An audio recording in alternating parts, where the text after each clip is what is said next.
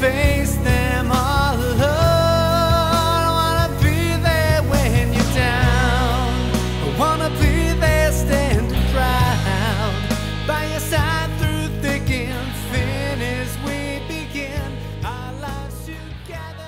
Hey everybody, Gianmarc here with another vocal lesson on vibrato! So, that was an exaggerated example of vibrato when you sing. It's what gives your voice that kind of shaking, modulating quality. So like hitting a note without vibrato would sound like this. Ah, ah. So it has that kind of car horn effect, right? There's no complexity to it. It's just a pitch, fundamental pitch just coming at you in your face. Which can work. It depends on the song, you know. But typically you want to develop some sort of vibrato as a singer to make your singing more dynamic and interesting.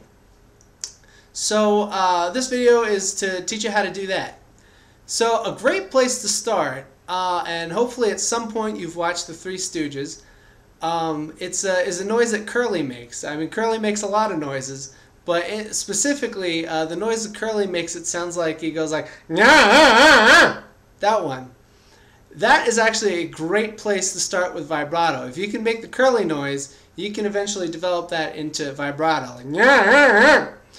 So instead of giving it that kind of ugly nasally quality that makes it great for comedic effect, but horrible if you want to make music, it does have that, so aside from the timbre of it, it has that modulation to it.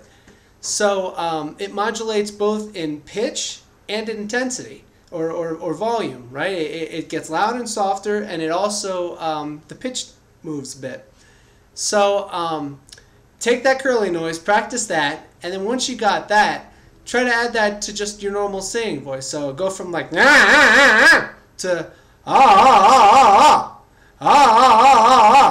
right? So it doesn't quite sound like a nice vibrato yet, but it's getting there.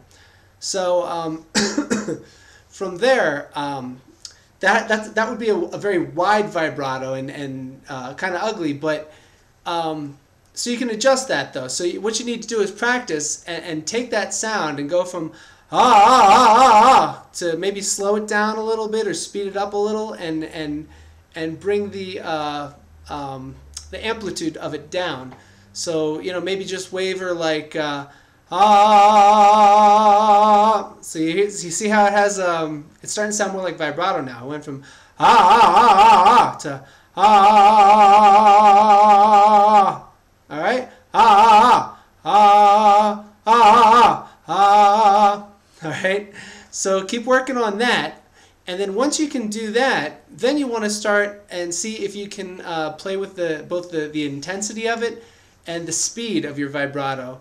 A really good singer should be able to sing with a fast vibrato, a slow vibrato, no vibrato, or a shallow vibrato or a really wide one, because different songs, different notes are going to call for different sorts of vibrato, so you want to be able to accommodate any of them. So one way that I like to practice that, so once you're able to do some vibrato, take a note, just sing it with no vibrato at all. And then once you have that, add a little bit subtly, and then try and add more and more, faster and faster, wider and wider, and then again make it fade away. So start with none, fade it in, and then fade it back out again. All right, so here's an example of that. So